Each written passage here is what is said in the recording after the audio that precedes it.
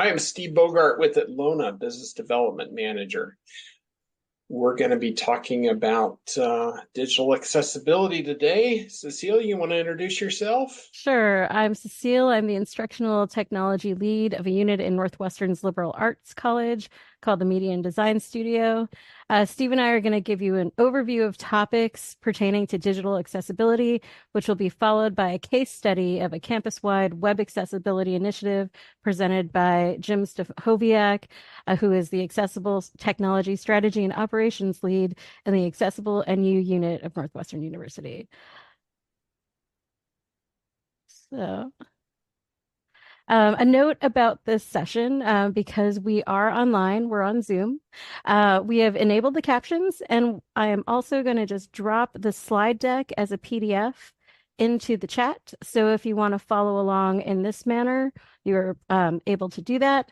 And if one of us is speaking too quickly, please feel free just to ask us to slow down, although I think we're going to go pretty fast. So we'll try and find that good balance of fast and slow. So this slide is basically just a definition of accessibility. So we're not going to really talk about that too much because what do we mean by digital? So, digital means a lot of things, but today we'll focus mainly on the web. Everything can be accessible in other realms or applicable in other realms. WCAG standards are more difficult to apply to apps with interactivity versus static web page, and it's also related to intent. For example, testing situations. Some things you may not be able to design for accessibility because of the purpose of the thing. If you're testing for listening comprehension, providing a transcript is not in the cards. This is where accommodation rather than overall design redo can happen. Maybe that listening comprehension is an ASL version. It's all about equivalent experience for all abilities when using these digital assets.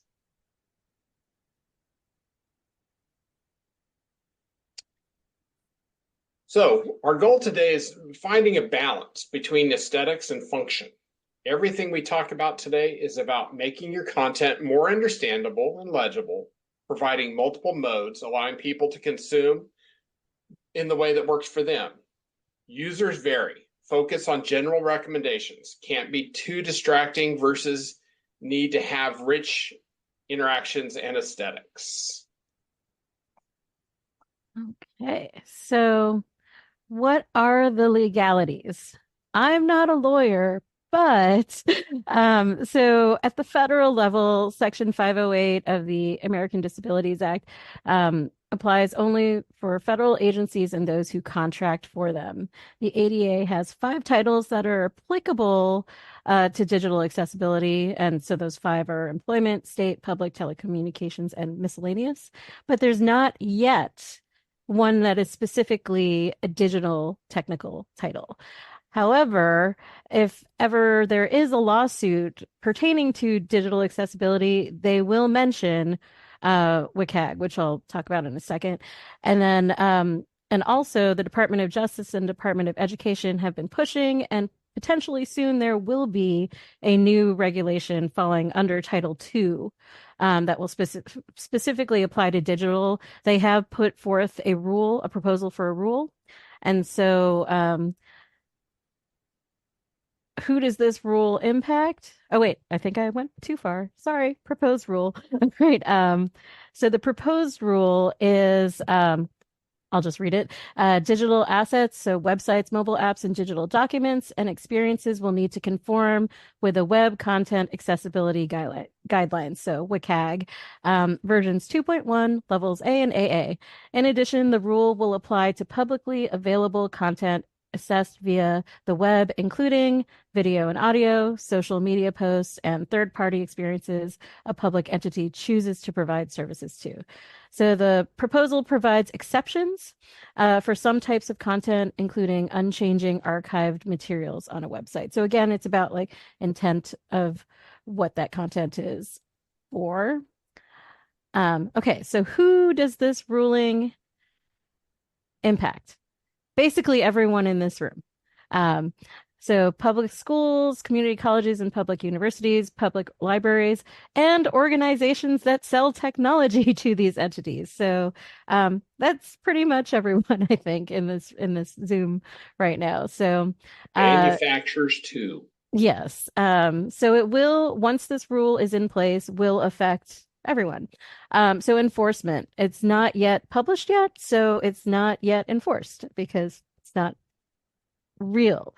Um, but once it is published, the compliance timeline depends on the population for what that entity serves. And so it's basically 2 to 3 years from the publication date of the rule. And so we've linked here a government fact sheet, and we've collected all of the resources that we share in this presentation at the end. So there's a slide with all the links in the same place. Um, okay, so what is WCAG?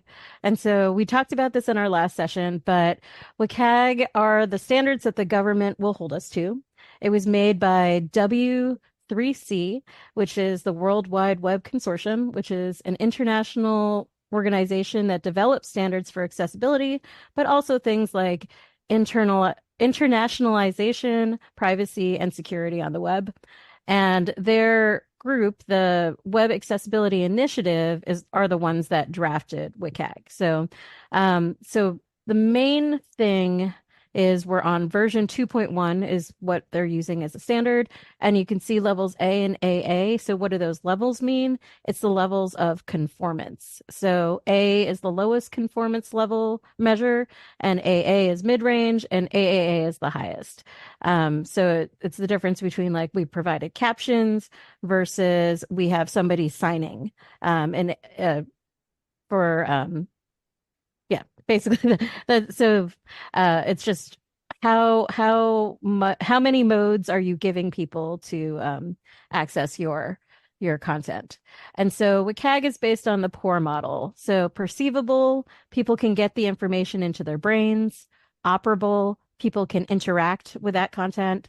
Understandable, both the written content and the interactions have to be understandable and ideally intuitive. And robust, that you are giving many options to interact, and you're allowing also for different technologies and devices. So some even that may not have been developed yet. So that is a brief rundown of WCAG. It's always keeping the POUR model in mind. Okay, so WCAG checkers. So WebAIM is a nonprofit run out of the Institute of Disability Research Policy and Practice at Utah State. And so I just took a 3-day workshop with them offered via Northwestern. So we'll take a look at their tool and their WCAG checker briefly later in the session. But I just wanted to, so this is just their very bad example that I'm showing you because I'm doing something not great. This is an image of text. So this is not a good practice at all, but because it's kind of decorative, I don't actually intend for anyone to click here. It's okay, but I did want to just point out that this is bad practice. Please don't do this. Please do not give an image of text if you can avoid it. This is how we're going to approach all of our sessions, through these 5 lenses. We're going to explain, demonstrate a situation, and discuss tools or best practice to aid those who may have impairments in this realm. So, cognitive. Next slide.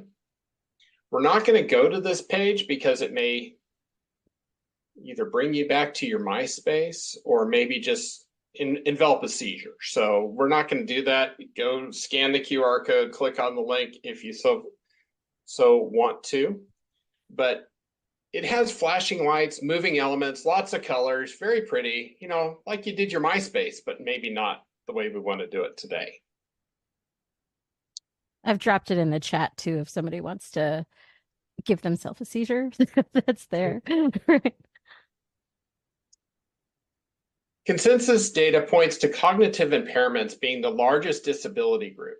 But like all accessibility initiatives, designing with these tips in mind is good for all of us. For those who went to the site, sorry, how did it make you feel? How do these design choices impact your experiences? Were you able to interact or even comprehend the content? The best practice is to focus on the you of the poor model we talked about a few minutes ago. Oops,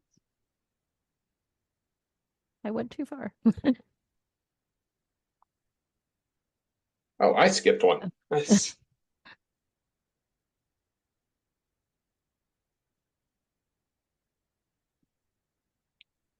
Sorry about Limit moving elements, be consistent, use plain language, and use true type fonts. Fonts are super important for people with dyslexia. that. Okay, so those were the cognitive tips, and so now we're going to move on to visual. Um, so we are going to do a little recreation activity, where we're going to I can never say protanopia, but it's a type of color blindness. So um, you're going to answer this question, and if you have a phone ready, I'm also going to drop the poll in the chat.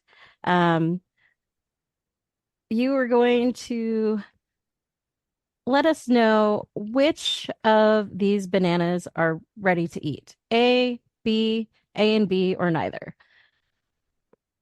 Okay. And so if you want to access it here, you can use the QR code. And again, I have dropped this into the chat. And I'll give it maybe a minute for people to give their responses. It's a very difficult question, I'm sure.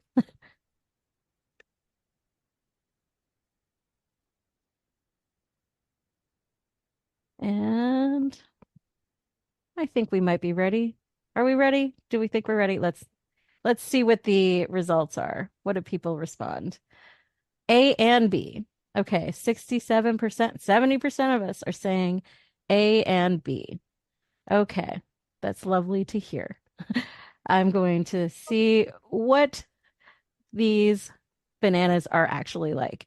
So I used a colorblindness simulator to create the first image of the bananas, where they both appear to be yellow. But if you have protanopia, that's how the bananas would appear to you. So if you look at the picture on the on its side, these are kind of green and then they're yellow. So they're not. Is anyone eating a very hard unripe banana now? Is my question. So what other things do we see that use yellow and green? Can you imagine doing a Wordle? Um, it's always on hard mode, and if you are this type of colorblind, if you have this type of colorblindness. So that And I had was a quick oh, example of that where we did a user interface and we were saying the yellow box and we had a instructor that couldn't see it. yep. That so you want to be careful when you are using colors that certain types of color blindness can't pick up. So that was just an example demonstrating color blindness. There are a lot of other vision impairments. They range from just having low vision to blindness or even photosensitive epilepsy. Um, but the main thing that people with blindness use, the main tool is a screen reader. So these are just some best practices. So utilize the native HTML and browser accessibility features and don't break them with your code. So that zooming, font sizes, Braille keyboard compatibility, those all still work. Those are all native to browsers and HTML. Use WCAG checkers, which we'll talk about in a bit, to see if you have enough contrast and to also see if you're using accessible color choices. And when you can, don't use color as the only means of selection. So, for example, here we have visual, and then we also have a little icon in the corner that kind of represents visual for us. So, and then design with screen readers in mind. So I'm going to talk a little bit about screen readers. I'm going to show this little video here is a video example of somebody using a screen reader. So Next generation Zone Google Chrome window. Navigation, Preparing. Tomorrow's workforce. List with 4 items visited link passport to success. Passport to success next generation zone. Visited link skip to main content. So you can see that it's basically reading what's on the screen. It's selecting a region and navigating through the screen and then reading it aloud for someone with visual impairment to then hear. For screen readers, people can set how fast or slow it goes. They can also set how verbose it is. So if you want to set it so it's even reading punctuation, that's a thing. When you hit things like forms with inputs, it'll have beeps. And then it also handles differently when different languages are on the page. So if it suddenly switched to French in the middle of the page, it will handle differently. Another thing about screen readers is that emojis are read, which is great if the emoji is correct, because I always use like the pray emoji when I'm saying thank you. And so if a screen reader is reading that, it's just saying pray, pray, pray, pray, as opposed to thank you, which is my intent. So just a quick tip about emojis, please don't overuse them and try and make sure that the emoji name matches what you are doing. So this was an example of a screen reader. Visit next generation zone Google Chrome. Go to the end. And so best practices when trying to design pages and also like your Word documents and things like that for use with a screen reader. Structure is really important for that reader because it wants to know what order to read it in. It needs to know where the header, the navigation, the main, and the search area is. And it also needs to know what it needs to read. And so, yeah. So alt text is another big thing. I'm sure a lot of us have heard about alt text. So alt text is what the reader reads, the screen reader reads to describe any visual element on the page. And it's hidden, the alt text is hidden from the page itself. So it's different from a description, which is also sort of a hidden thing for a hidden tag for a visual element. That's a longer form description that somebody can choose to read. And then versus a caption, which is actually displayed on the page. So people without a visual impairment can read a caption. So because a screen reader is reading both the caption and the alt text, you really want to make sure they are not the same. And so this is something that I used to do is actually just, I'd have the caption and I'd be like, okay, that's exactly what I'm going to put in the alt text because it describes what's happening. But so knowing that alt text is for a screen reader, though, you want to keep that equivalence in experience. And so if something is purely decorative, so I'm looking at the icon in the corner of my screen right now of the eyeball, which I said represents visual for us.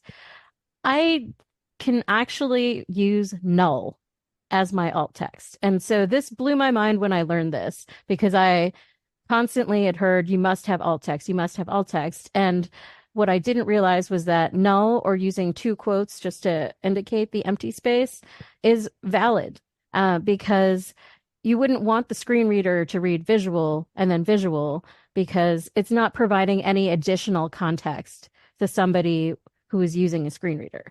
So that was something that was really meaningful to me to learn because I will now approach alt text with the idea that a screen reader is reading it. And then given all the other things that the screen reader is reading, that's what I want to look at.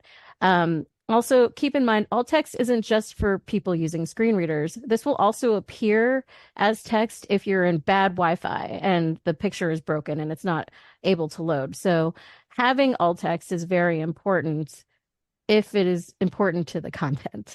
Well, actually, having alt text is important, full stop, but using null is also something to keep in mind that you can and should use it if it is necessary. And so for video best practices, people can listen to described video, which is kind of like alt text. It's telling the it's written out a script of how of what is happening on the screen so that people using a screen reader can then know what the action is and the settings and anything that's happening.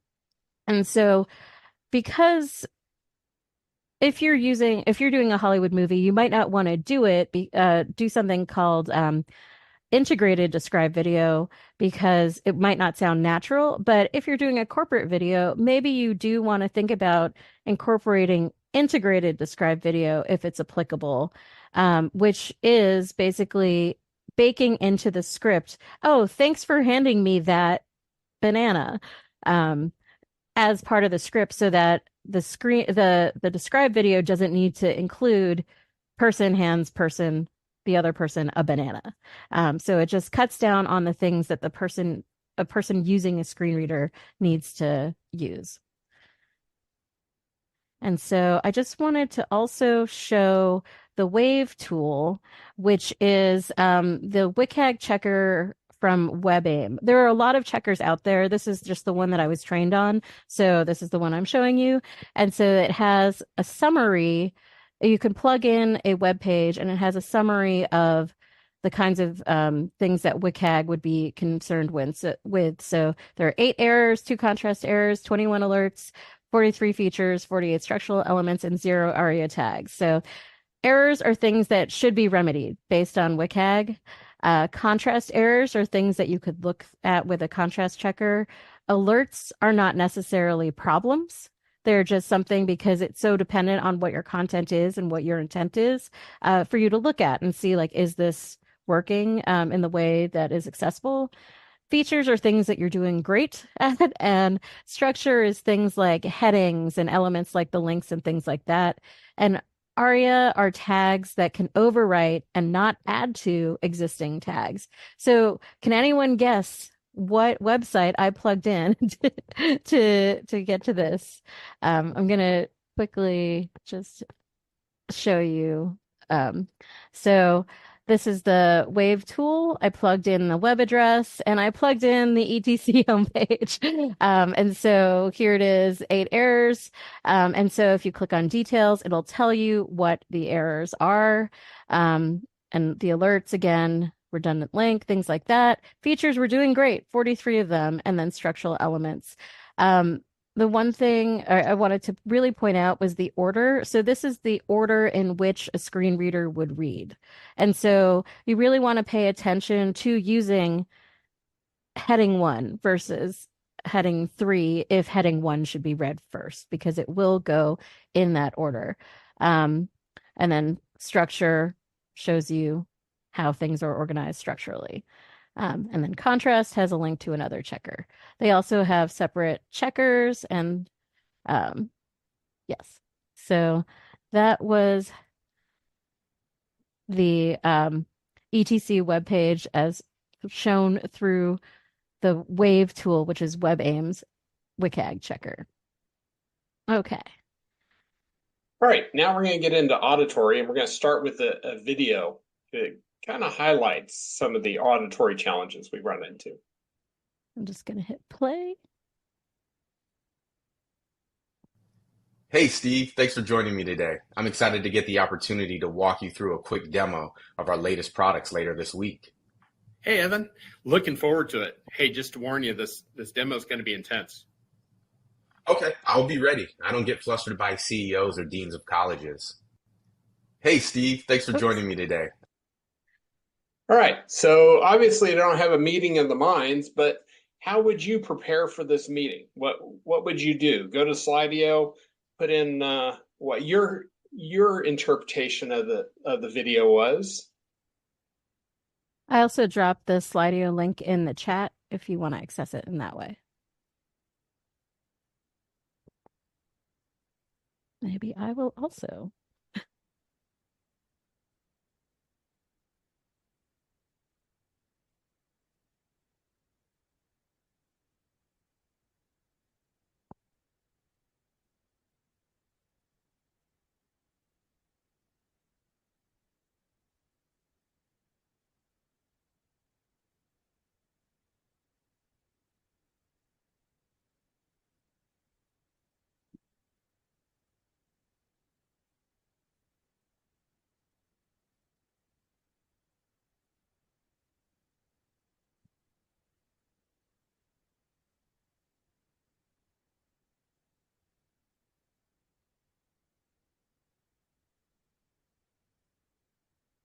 So let's go to the video and see, maybe with closed captioning adding, if we get a better understanding of why there was some confusion.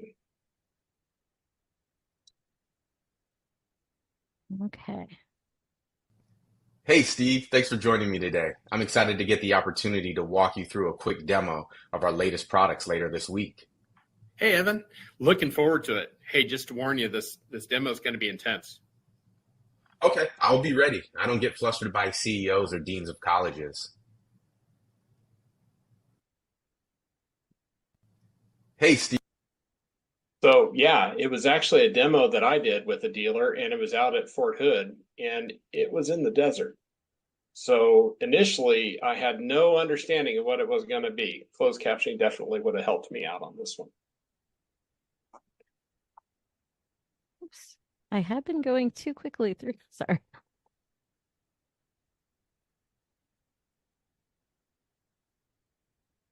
So closed captioning is also covered in WCAD and can assist in getting everybody to have the same understanding, whether it be English as a second language, or in this case, just a weird instance of the English language. Okay. So now we will move on to motor. So this is a hypothetical situation. Um, Imagine that you are unable to use a mouse and I ask you to unmute yourself. Technically, I know it's possible, but I actually don't know how to do that without a mouse using Zoom right now. If anyone knows how, please shout it out. Unmute yourself and let me know. But this was our hypothetical situation, just to bring into your just highlight how people might not be able to navigate this the Zoom meeting or online without the use of a mouse. So how would this affect your experience if you couldn't unmute yourself? You would just kind of sit there silently, or you can't scroll, or all of these things. How would you navigate? So for motor, best practices are to design with not just touch in mind, but mobile, keyboard, and speech commands in mind. Again, use the baked-in HTML keyboard accessibility and don't break them with your code. If you have clickable elements on a page, make sure to give those some space so that they're not overlapping with their targets. And then also, if you can, provide shortcuts. If you don't want to go to, if you want to do a strikeout, it's really a long process to go to File, Format Font, Text, Strikeout, and that when you could just do, I don't actually know the shorthand off the top of my head, but I'm on a Mac, but I know it's Command Shift something. So using shortcut or providing shortcuts are very helpful. There are tools that allow people with motor motor impairments to interact. And so you could use voice activation, keyboard navigation, and this is a cool thing that I saw, which is MouthPad. It was announced in January, and it's actually it fits in your mouth like a retainer, and then you can control what would be your mouse using subtle tongue movements. So that kind of thing is fun. And I also wanted to say that you could be temporarily injured. I had sprained my wrist at one point and I couldn't use a mouse. So these kinds of tools and designs are useful even if you are not not able to use a mouse just for a short period of time.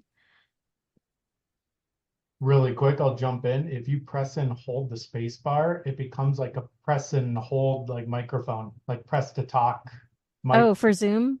Yep. Yep. That's Press and how hold you the do button. it. I knew it. I knew there was a way, and it just escaped me totally. Thank you, Tim. There's always a way. So impairments can be fully mute on the speech, or just stutters or lisp. It can even be temporary, like laryngitis, or like Cecile with the drinking the hot tea. So Very this was true. from a video that was this year.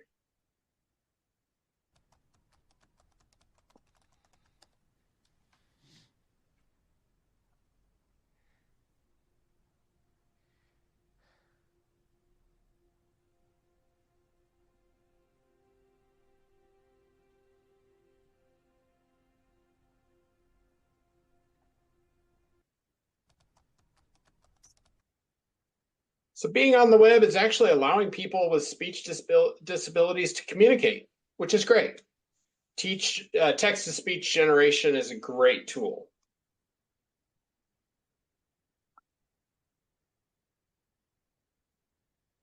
Okay.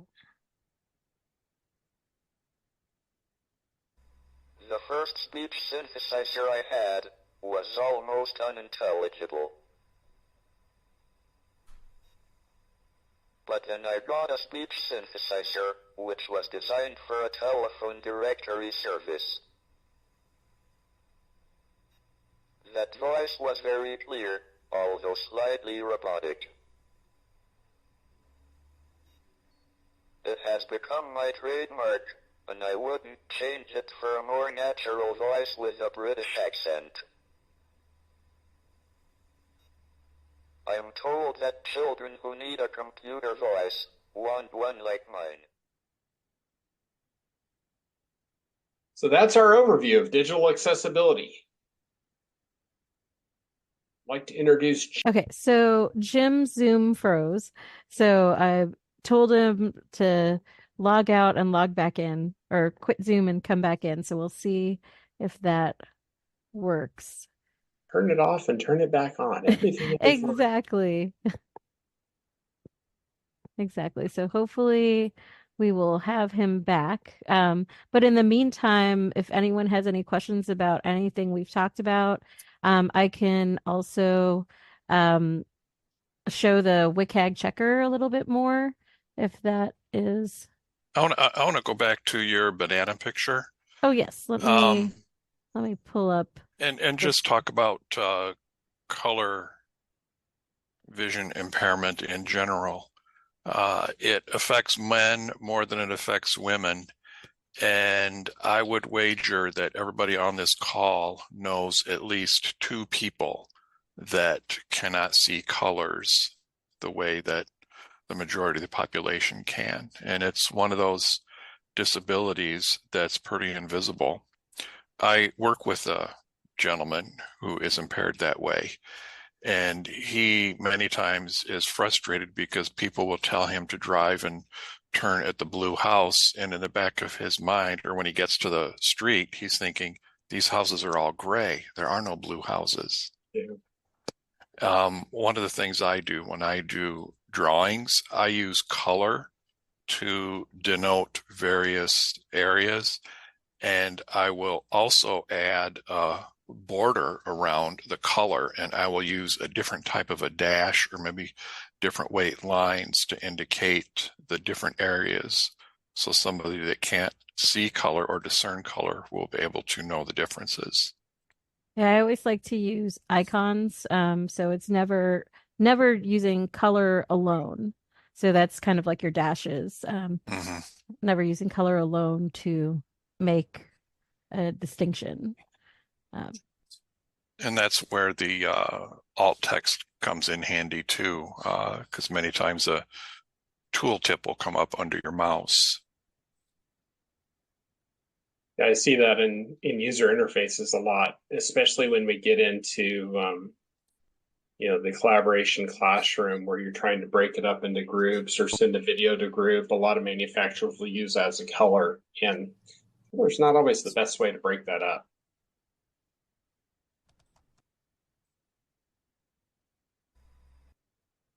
Okay. Just checking if Jim is back in.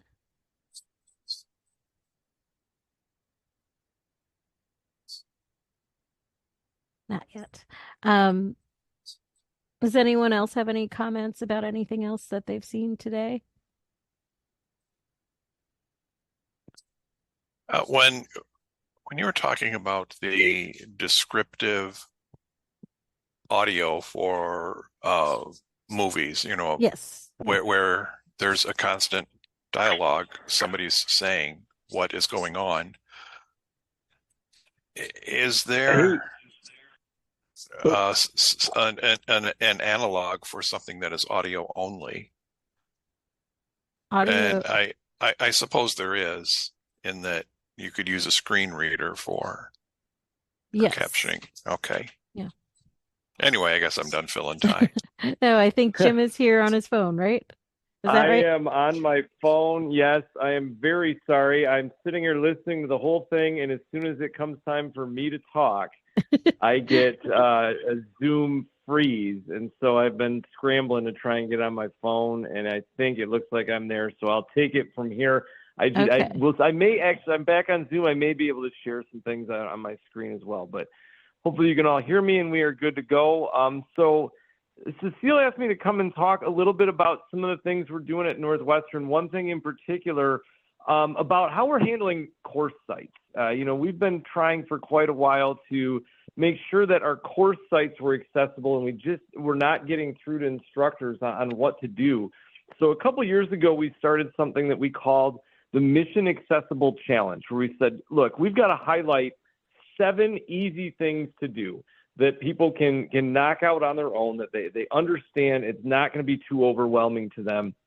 And we landed on the core 7 things of making sure that we're looking at headings, alternative text, links, color contrast, list, tables, and audio video. And we created this logo for it. We reach out, to all of our instructors, and we ask them to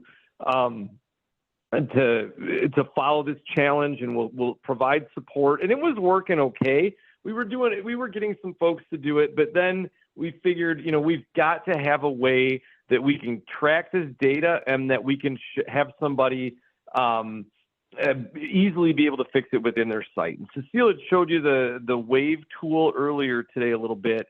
We found this tool called the PopeTech Accessibility Guide and Accessibility Checker, which uses the Wave tool, but in Canvas, to allow people to check and update and fix their Canvas course sites. And from what we've found, this has been a real game changer for us. And I want to show you what this looks like really quickly so you get a chance. I just stole your screen from you, Cecile. I'm going to show what this looks like in terms of the PopeTech. So PopeTech, actually, you can do 2 things here. One, you can get this dashboard. Can folks see that? I'm not sure if you see my, okay.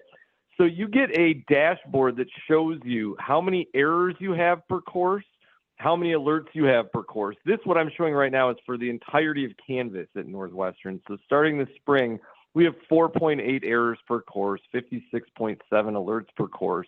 But then it shows you what your most common things are as well. So in a course, it would show individually what the most common issues are. In our case right now, this is showing on campus. We have a lot of people using ridiculous color combinations within Canvas right now, with the 8,500 almost color contrast issues. And then if we look at the other tab, it shows you the alerts. So we can get an idea of the types of issues we're running into. Instructors can get the idea of the types of issues they're running into within their course. And then if you scroll down, if this were an individual course, it would show you the page with the most errors, and you could go right into it and edit it. When you go into a page to edit it with PopeTech, I'm going to show you how this works because I think this is really cool as well.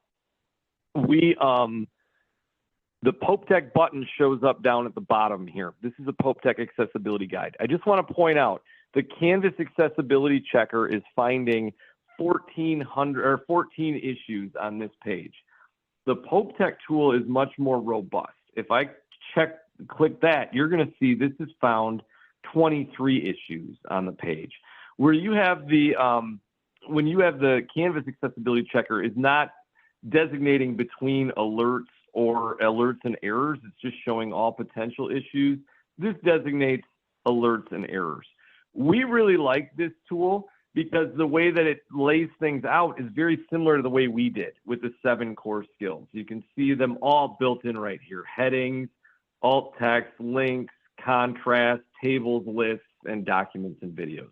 So it worked alongside the approach that we've been trying to take with our instructors. And the other thing we really liked about this is it's super easy to use. Like, anybody can kind of go into this and get a sense for what the issues are they're running into and how to fix them. And there's a lot of help within it as well. So I'm just going to go through a couple pieces here and just show you what this looks like. If you click images and links, it shows here are the alerts here. The first one up there is suspicious alternate text. Basically, the reason this is an alert and not an error is because it's sensing that there's something there. It just doesn't know if it's correct or not. So this is, you get the suspicious alternate text alert coming up often when it's a file name that's used for the alternate text. And I think that's exactly what's happening here. But if I click on this, you can see it identifies the issue. It highlights it in your Canvas page. It shows you the image here, and then it shows you that alternate text that's currently available. So this is exactly what's going on here, is it found that this has a file name as its alternate text. And so we can change that directly in here, or we can mark it as decorative, and then we can hit apply, and it'll make that adjustment, and it'll show here now we have this has empty alternate text, and that just gives us that green look so we can make sure it's okay. One other thing I want to point out in here is in every one of these errors or alerts that they show, they have help topics here as well. And we click on that, and they allowed it to actually customize and link directly to some of the stuff we created and to encourage people to take the Mission Accessible Challenge. But then they tell you what this means, why it matters, how to fix it, and why it's getting flagged, what the algorithm is seeing, and why it's flagging that here in their accessibility guide. So that's really cool, really helpful. Other components in here, like the color contrast, I showed you that being our biggest issue. This is a really great way to fix it. Most people don't know what is that contrast ratio or how do I find that. We can see it right in PopeTech. If I click on the color issue, it's showing right here that this is too light. Even by the naked eye, we can probably tell that's too light, but we don't know exactly what that contrast ratio is. We know it should be 4.5 to 1. This shows you the foreground color, the background color, the current contrast ratio, and that it fails at normal text. It also gives you these slider bars. So if you want to keep it as close to the color as you have there, but you want it to work, you can just I click on that little circle, and then I use my left arrow keys to go over, and you can see the contrast ratio changing until it gets to that point where it passes. And then I go down here and I hit apply. And if I go back and look at it, it's made that adjustment. It passes. It looks pretty close to what I had before. And now we have a accessible color that anybody can kind of get to. So, I'm not going to go through all the things in here, but all of them are very similar to that. With headings, I will show you this. When you're using headings, it'll flag if you skipped a heading level. It'll flag if there's no headings in here. If you do have headings, it'll actually show you the outline of your headings, and you can make the adjustment with that right here. So if I go, I know this one I skipped, it should be a heading 2. I can make that a heading 2, and then I know that these should all be heading 3s below it. I can just make that adjustment all right here and then hit apply, and you'll see that it's reset that, and it's flagged those properly within our Canvas site. It does a lot of things with those tables and whatnot, lists. It really works nicely on a lot of those things. Cecile, I'm going to give that share back to you if you'll pull up the website or the PowerPoint slides for a second. I guess as we're doing that, does anybody have any questions about kind of that tool that we're using? I'm going to tell you a little bit about why we decided that and what to think about in terms of tools as well. But let's see. So the next slide, this will just give you an idea of the Mission Accessible. I want to give you some stats on some things that we did. We've been running through, if you go back to the previous one, Cecile, we had 157 instructors sign up for our Mission Accessible Challenge. That's 11 of the 12 Northwestern schools were represented in that. The one that wasn't was Northwestern Qatar, and we're working to try and figure out how to work better with them. But we had 136 classes successfully go through and make sure that they didn't have any accessibility errors or that they passed Pope Tech, that things went really well. It started without the tool. When we added the tool, it really took off, and this has been a big boost to kind of what we've been doing here. You go to the next slide, just to show you the first quarter that we used Pope Tech. This is what we saw. At the beginning of the fall quarter, before we ran this with anybody, there were 8.8 errors per course and 76.2 alerts per course. Over the course of the fall quarter, we saw almost a 30% improvement in errors per course with people utilizing Pope Tech to address the issues, and a 10% improvement in alerts per course. I think that goes beyond the people that are even signing up for the challenge that we're doing. And we're seeing that this is starting to cause a shift. I will tell you that we've measured we didn't see as big a gain in the winter quarter, but we started in a much better place as well. From the fall to the winter to the spring, each quarter, we've started with a lower number of errors in Pope Tech. In the winter, we started at like 5.8. In the spring, I just measured this yesterday. It was like 4.1 errors per course. So people are diving in before the courses even start and fixing things, or they're learning from this and they're making accessible designs right out of the gate. Some of the specific alerts or errors that we saw improvement on that we were really impressed with in that fall quarter was the very low contrast. We saw 30% improvement. Missing alt text, we saw a 66% improvement when there was no alt text, people going in and filling that in. On suspicious alt text, like what I was showing you there with the idea of having a file name in there, we saw 50% improvement on having suspicious alt text. Suspicious link text, that means people are using click here, read, more info, that kind of thing. We saw 48.2% improvement in that.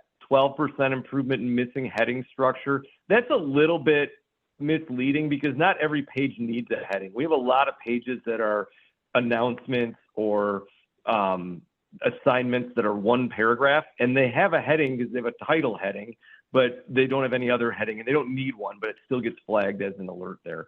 And skipped heading level, we saw an improvement of 41%. So, we think using this automated tool has made a big difference and right out of the gate and has made this something that people see as something they can do. It's not as overwhelming as it used to be for them, and it's helped out in that respect. I do want to show one other thing that we're doing. So I'm going to steal this back, and then I'm going to send it back to you again. Actually, you know what? I'll go through this first, and then I'll show you my last piece so we don't have to keep switching off who's showing stuff. But as you're thinking about third-party tools, I do think it's really important to have one. It's helped us a lot, even so much as the data collection. We couldn't data collect really well before that as well. But the things that we considered with this, and we ran several through trials before we landed on Pope Tech. But the things that we found that were really important is you want to make sure that it's accurate.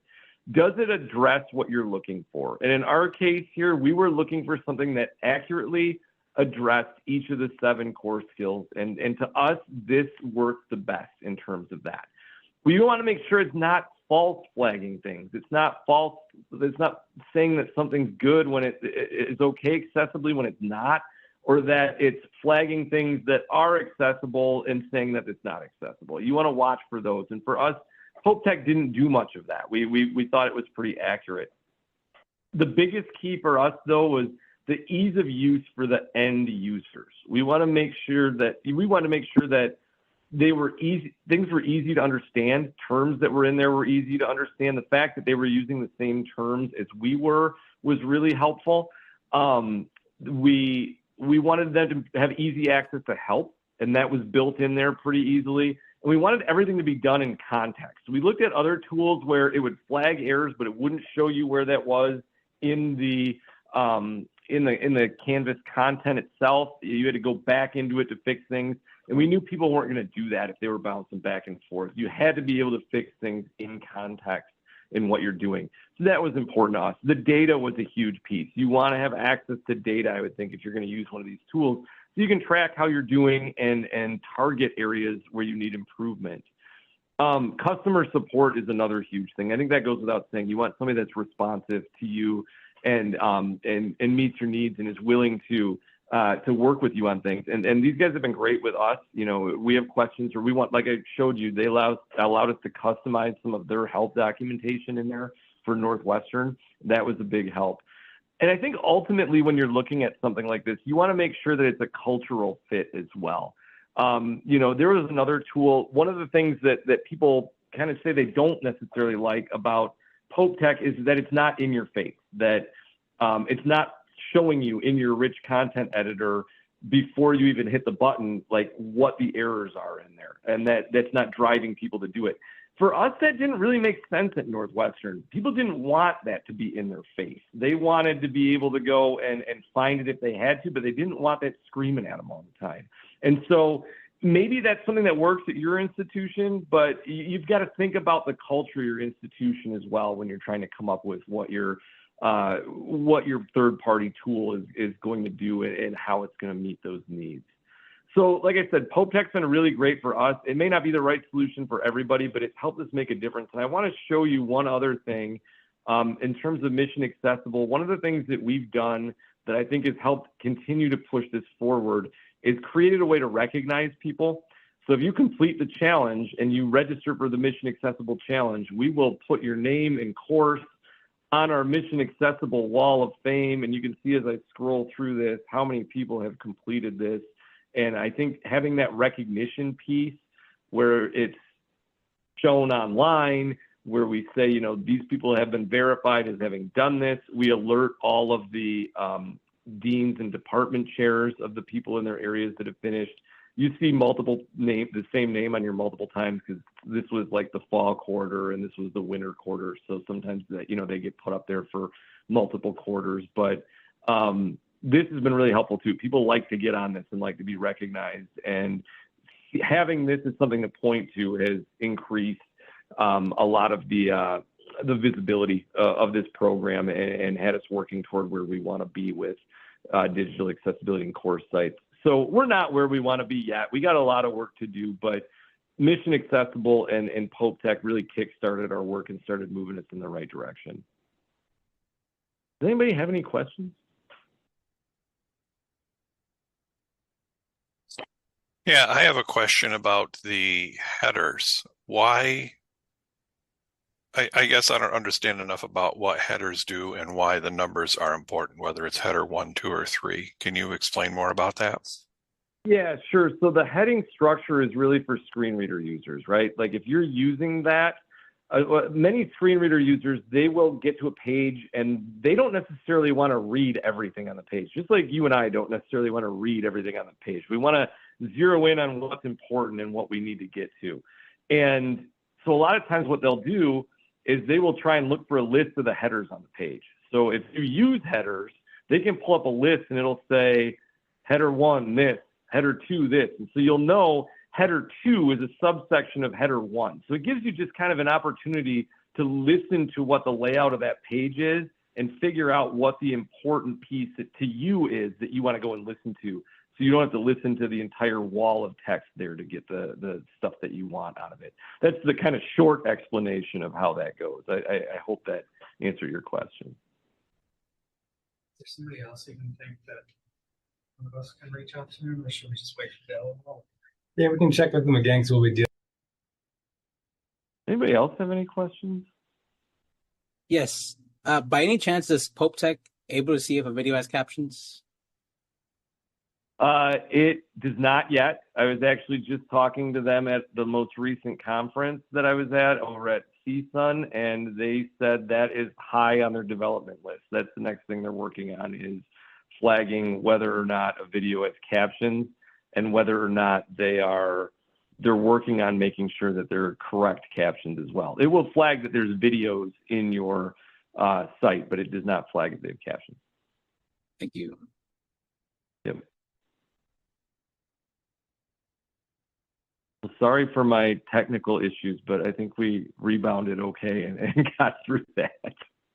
Yeah, thanks, Jim. I think we are coming up to time. So I think if there are no more questions, thank you all for coming.